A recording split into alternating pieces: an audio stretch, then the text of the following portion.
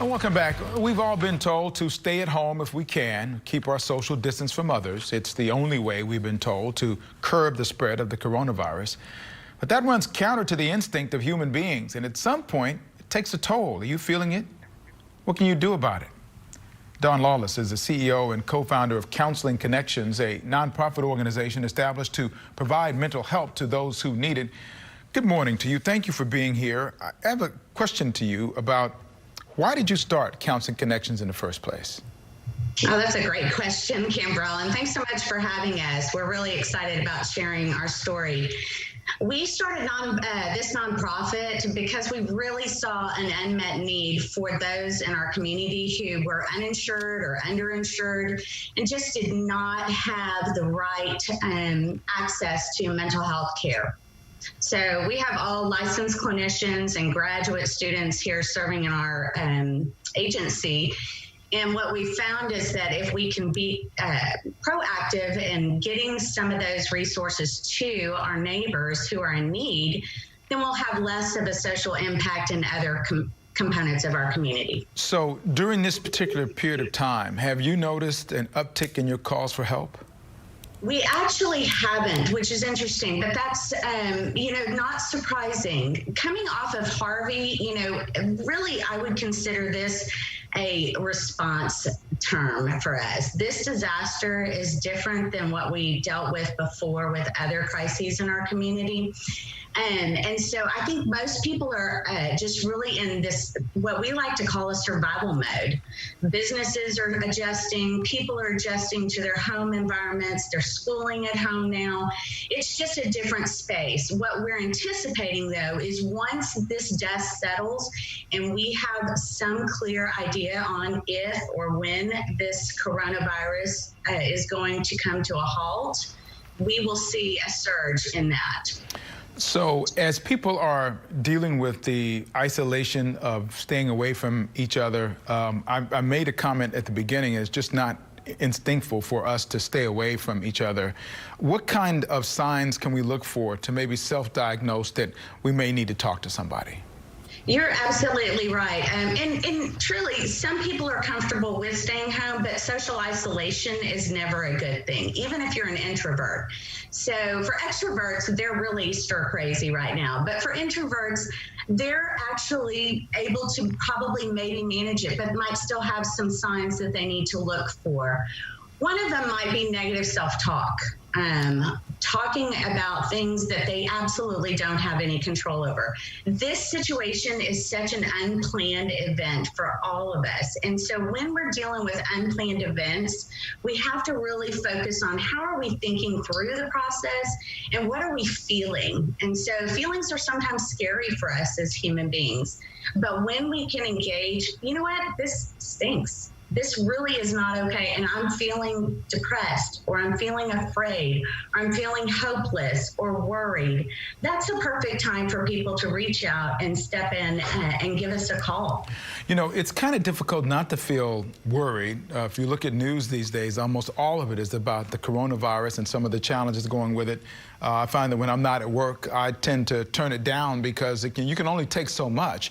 At what point does it tip between the normal of, it's a concern to I need professional help? Yeah, that's the million-dollar question, right? How do I know if I need to actually reach out and call my therapist?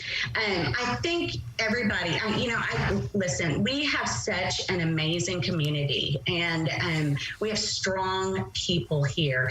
And so I think if people will really just get in tune with what they are feeling, they will be able to recognize this is not my normal.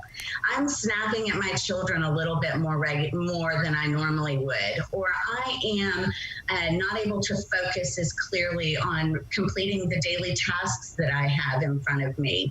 I might be feeling tired and sleeping more than normal, or I might even be in a place where I'm eating more or binge watching TV more than I normally would. So those are signs that you're under stress, and that stress may be moving into a place of that could be distressful.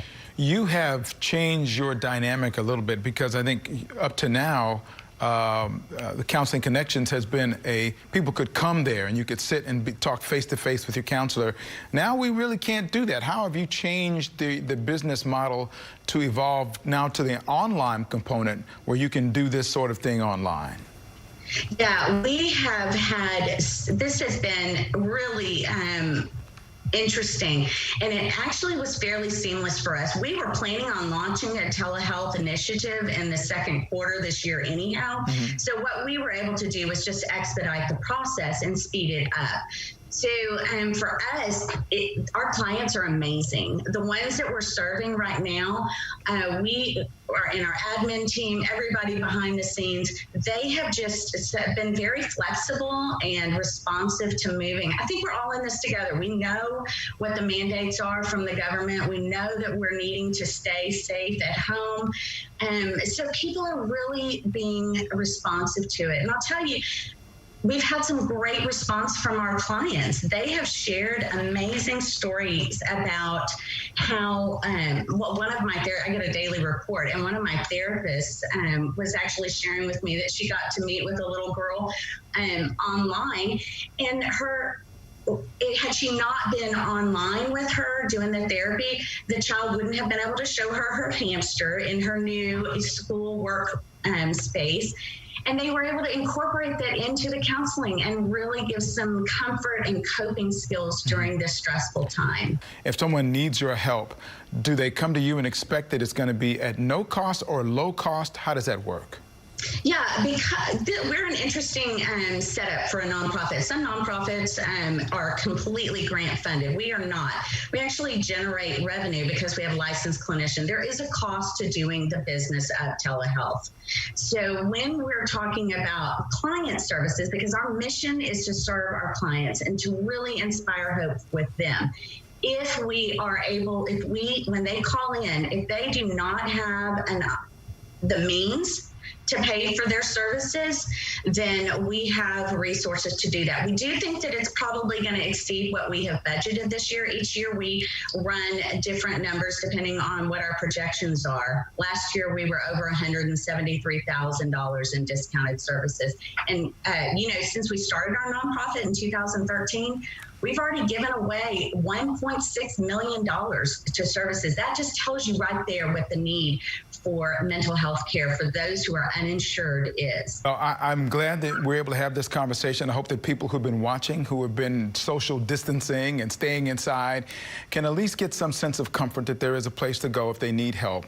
I want to make sure that people have the information on how to get in touch with you. It's counselingconnections.org. There's a telephone number as well. That's 281-485-9280. Hopefully, if anyone needs your help, they will call you. And I know that what you've done is it's a wonderful thing that you've done. It's part of your life mission, and so I appreciate what you're doing as well.